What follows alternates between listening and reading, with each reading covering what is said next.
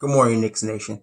I hope everybody's well. Happy Friday to those who are fortunate enough to have jobs at this time, and hope everyone is healthy in this corona environment in which we dwell.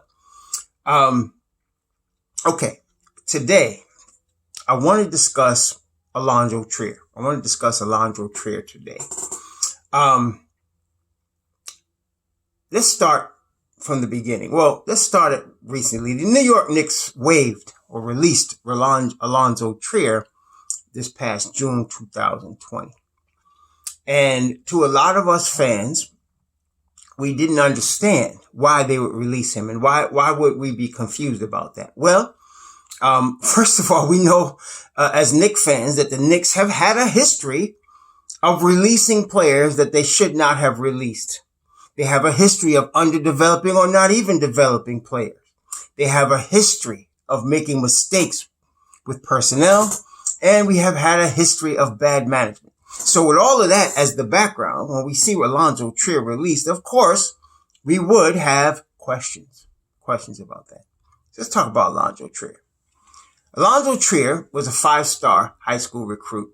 He played for several high schools. I don't know why, but he played for several high schools. I think that would have to do with his mother. They did a segment was done with him and his mother when he first came to the Knicks, and she is his biggest supporter, and she has been really invested in him as a basketball player. Apparently his talent was known early on. He was so good that in the 8th grade, they wouldn't let him play on the varsity team of the local high school he was in because he was too good in the 8th grade at 13. So he's had talent. It's been known that he was talented from when he was little, when he was a young teen. And he moved from different high schools. He played in a high school in Oklahoma. He played in a high school in Nevada. And he was known in the Seattle area where he's from. He was a 5-star recruit. And he ended up going to the University of Arizona. And he had other choices. He was sought after. And so it was obvious he had basketball talent. He's a talented young man. He went to the University of Arizona. His first year, he averaged like 15 a game as a freshman. He had some injuries. I think he broke his hand or something. He had some injuries his freshman year, missed a few games, but, finished strong. Sophomore season, he apparently was in a car accident. And after the car accident, he was given some steroids, which is not unusual because when you're in an accident like that, I was actually in 2 motorcycle accidents this past year in 2020. The second one was more serious, and they gave me some steroids to take. So it's not unusual.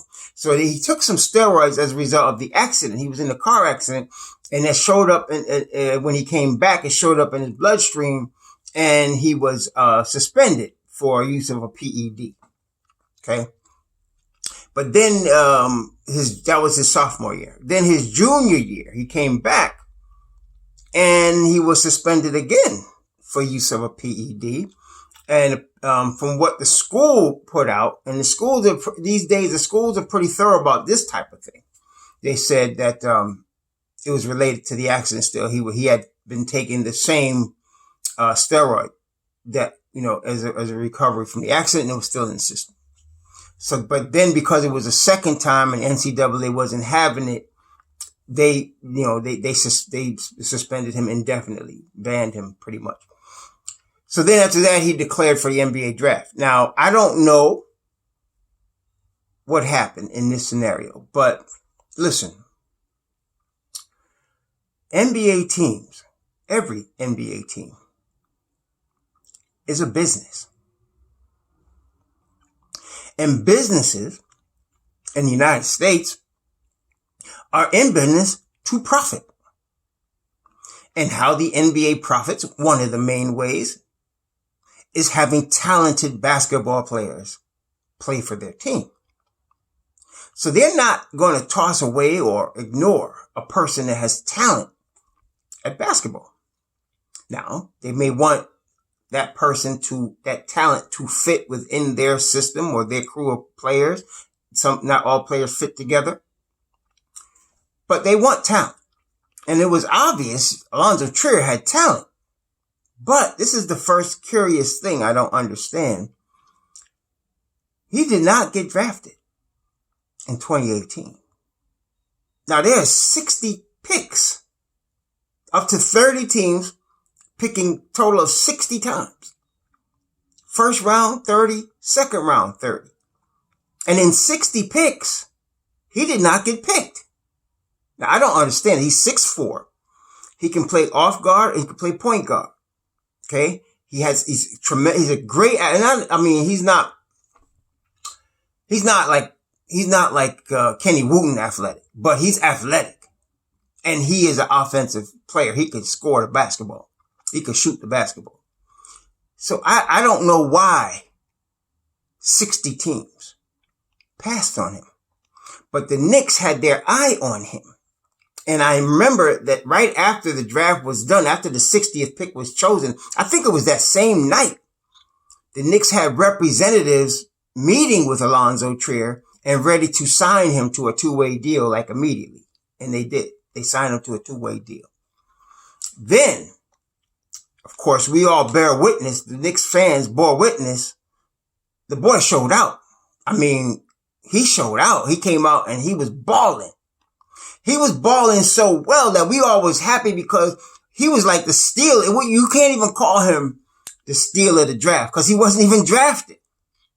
He was like a guy like Kendrick Nunn. Was Kendrick Nunn drafted in Miami? I'm not even sure. Some of y'all let me know, but the guy that just was picked undrafted, and or I think Duncan Robinson undrafted, and he was balling out. Okay, it was balling out so well that the Knicks didn't even let the two-way deal go more than half a season. And by the time they got to December, they signed him to a 2-year, $6.9 million contract. He played out the rest of 2019. And, then we go into 2019-2020 season. Apparently, like in the middle of 2019 summer, like July, article I read today came out and said, the coaches were telling him they want him to shoot more. Like Fizdale, and not just Fizdale, but his coach was saying, probably Keith Smart, they want him to shoot more, which makes sense, which makes perfect sense. Okay. But we also had seen in his first year that him and Tim Hardaway Jr. had a heated argument on the sideline. And the reason for that heated argument was that Allonzo Trier did not pass the ball when he should have passed the ball. Like, there's just basketball plays that you're just supposed to make. So when the ball's supposed to move, but Allonzo Trier stopped the ball and took a bad shot. And Tim Hardaway being a vet, number one, Allonzo being a rook, number two, and Tim Hardaway got in his behind. And apparently that was friction not just with Tim Hardaway, but with other players. Now, I don't think that's enough to let a rookie go. A guy that talented. That's where you take Allonzo Trier aside. That's where you take him aside and you say, listen, Zoe, listen, we want you to shoot, but let the game come to you. Don't force it. Pass the ball when the teammate's open. And when you got something or when it's your time and you're going to have plenty of opportunities, do your thing. Okay? That's when you take them aside, you talk to them. I don't know if they did that or not. I don't know.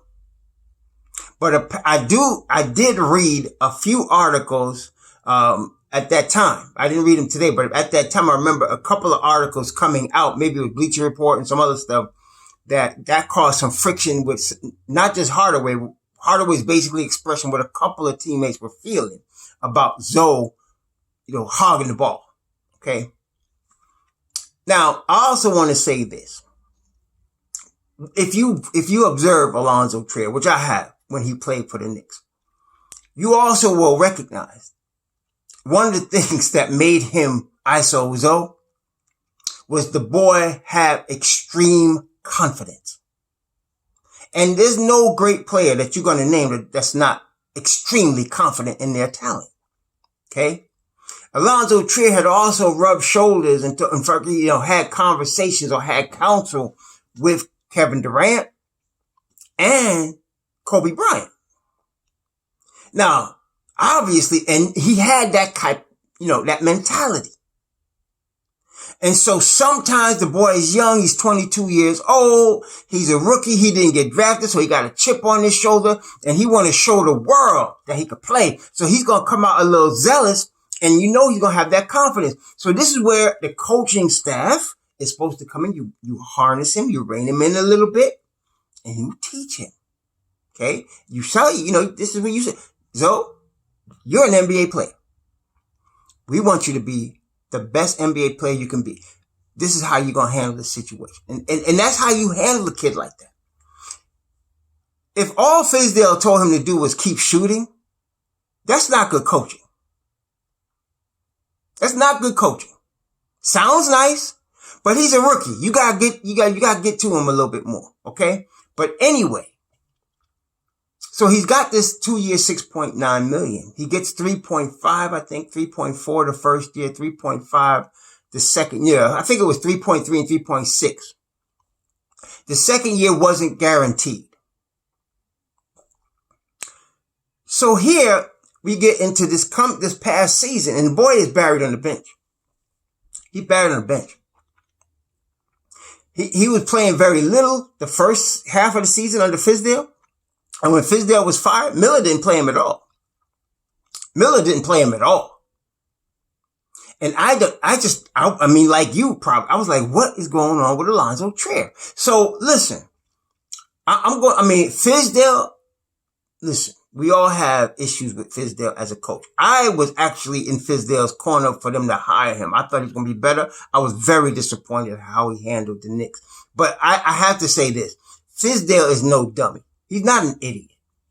He may not be ready for prime time as a head coach, right? But, the boy's intelligent. Mike Miller's no idiot. Long time in the game, long time head coach. So you gotta figure something else is going on that we don't know about. And I don't know what it is. I heard, all we know is that friction that he had with some of his teammates about passing the ball. That's all we know. And that this also carried over into practice from what I heard. But again, a guy like this that has this chip on his shoulder, he's going to be that way. He's going to be that way. I don't see you throwing a guy like that away for that. I mean, they waived him for T.O. Pinson, goodness. I'm not saying T.O. Pinson's a scrub. I don't know. But we know what Zoe brought to the table. We know what he brought to the table. Now, did he lack on defense a little bit? Yes. But you know what? Again, he's a young player. This is where your development staff comes in. This is where your coaching comes in. I think overall, I'm going to say this straight. I think the Knicks made a mistake. I think they made a mistake in letting Allonzo Trier go. I think they made a mistake. Now, the waiving of him was not Mike Miller. Leon Rose made that call. Leon Rose was the president when they waived him. See, Leon Rose made that call. Scott Perry made that call. And it was Scott Perry and Steve Mills that signed him. So there's more to this story than we know. There's more to it than we know. I don't think the boy committed any crime. He didn't rape anybody. He wasn't out here smoking weed and get caught with drugs or anything like that. I don't think there was anything like that. I think they probably felt like something with his attitude.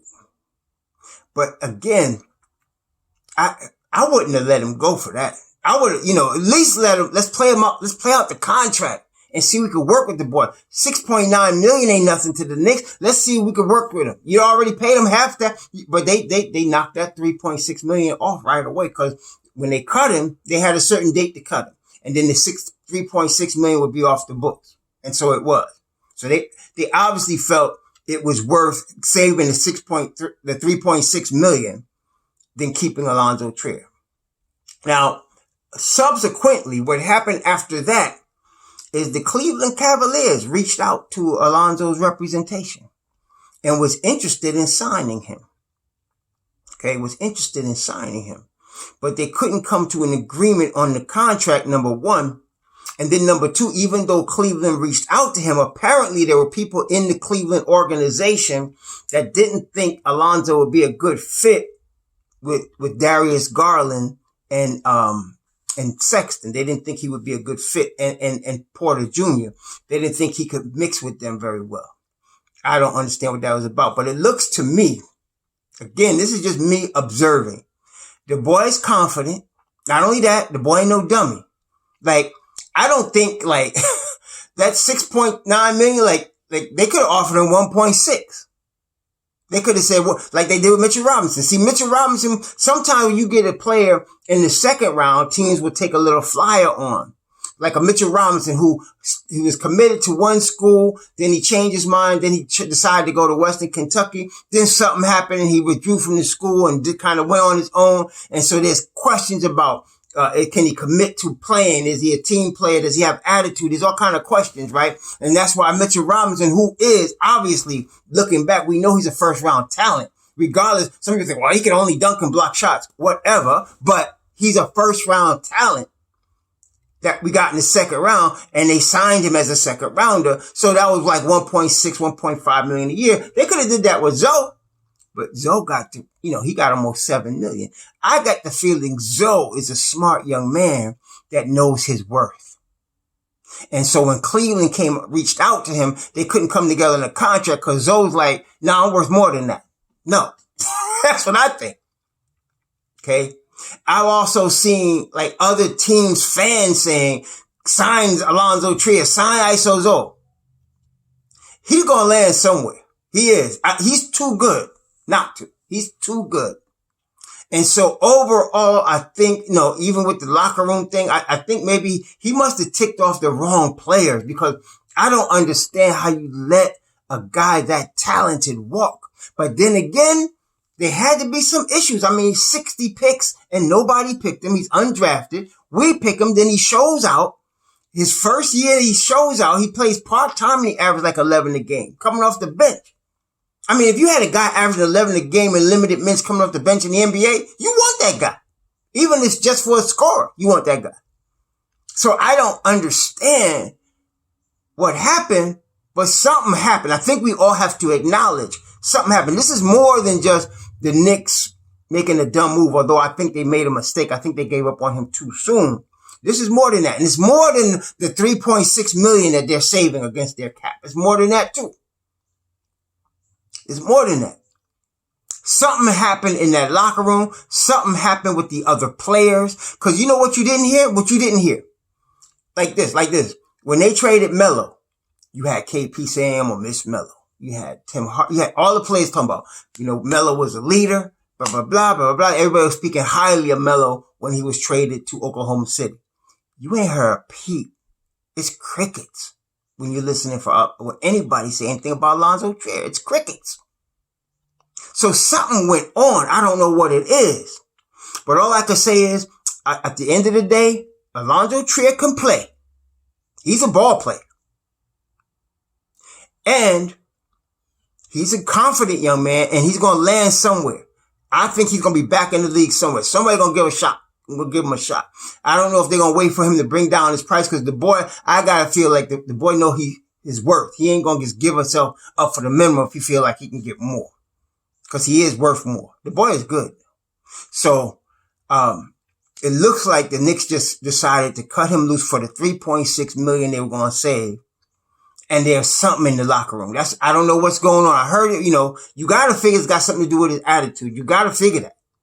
But is it that bad that you're going to cut a player that good? I guess it was. Cause Leon Rose and Scott Perry did that. That wasn't Steve Mills that did that. Steve Mills was gone already. That was Leon Rose and Scott Perry. And it was before they hired Tom Thibodeau. It was before they hired Tom Thibodeau. So Tom Thibodeau ain't had nothing to do with it. It was before they hired Kenny Payne, before they hired Johnny Bryant.